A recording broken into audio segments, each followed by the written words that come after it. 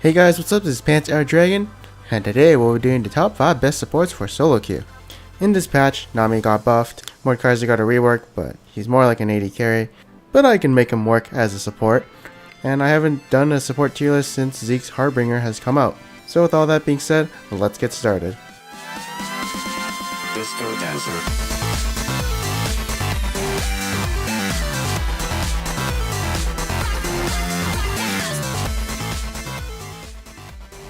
Alright, so first up is going to be Alistar at number 5. Doesn't have a lot of damage but has a lot of CC, but when it comes to roaming, he's definitely one of the best supports to roam around the map and get you some kills and ganks. Of course, in the laning phase, he's more of a disengage or engage tool for his team if his jungler ganks, but not the best all-in since he doesn't have a lot of damage.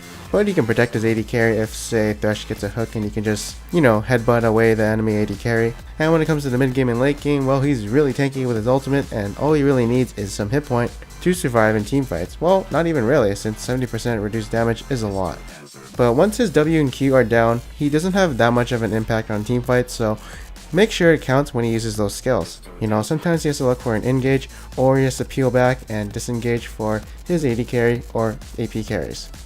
Next up is going to be Nautilus. I don't actually see him as often as I did before, but nothing really happened to him, so since I don't see him being played a lot, I guess he's kind of falling off flavor, but I do feel like he still is a really good support at the moment.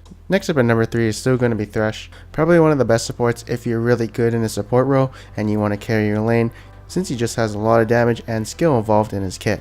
And this is why he's played a lot, since, well, he just has a lot of carry potential in him. So a lot of players will like to make themselves feel good and play him even though they kind of suck. No hate against a certain player, just hate against people who main a different role other than support but play Thresh anyways, since they feel like they can carry, I guess, in a support role, even though they don't main that role.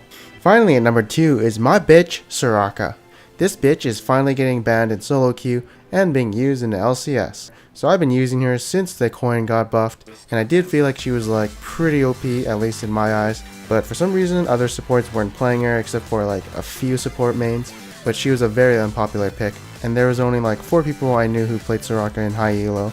But now it's being banned in a lot of my solo queue games, and I just can't seem to play her anymore. Plus, I already said she was really good before, and then a lot of people disagreed with me, so I just kinda caved and said, okay, well, I guess she's an honorable mention because so few players actually play her. But now fuck those guys, she's OP, and I hope they don't nerf her. Next up is gonna be Janna. Okay, so in the laning phase, it's nice with the shield, giving to your AD carry. Has some really dumb healing with their ultimate, plus knocking away enemies. And one of the best things about having a Janna on your team is if your carries are really fit, it's very hard to get to them with a Janna on your team. And yeah, she's gonna be number 1 for a while until she gets probably nerfed. Next up, we'll be doing some honorable mentions, and first up is going to be Nami. So I thought she'd be really OP with the movement speed buffs coming to her passive, and of course her ultimate doubling her passive, and giving you something similar to Olaf's movement speed when he activates his ultimate, but it's not as OP as you would think, although in the laning phase it does help to engage and disengage from jungler ganks or trying to engage on an enemy team. But you have to remember it only lasts for 1.5 seconds, so the movement speed buff doesn't last that long and doesn't cause too much of an impact. But otherwise, I don't know, she's pretty good as a support right now. Next up is going to be Blitzcrank. So this guy is really good, at least for solo queue, just because one grab can win you the game, and he can roam to other lanes and of course get some nice ganks here and now. And usually it's always rewarding when he grabs someone in the lane, so if you can hit those grabs in the lane, you're going to be very successful as a Blitzcrank player, and of course you can carry your games. But if you can't land a grab to save your life, well, what good are you? So make sure that you're actually good at this champion and you can land those hooks, otherwise you're going to be a liability for your team. Next up is Leona. Okay, so she's really good at all-inning onto an enemy team, and she definitely has a lot of burst damage since her W scales with 50 damage per level. Also her sunlight passive, which is also nice. But that's the thing, she only has all-ins. There's no disengage. She's not the best at saving her AD carry, and even though she's pretty tanky with her W, if she does get ganked by an enemy team and they have some nice CC, well, she's not going to get away. And when she's behind or getting zoned out, it's very hard for her to do anything in the lane.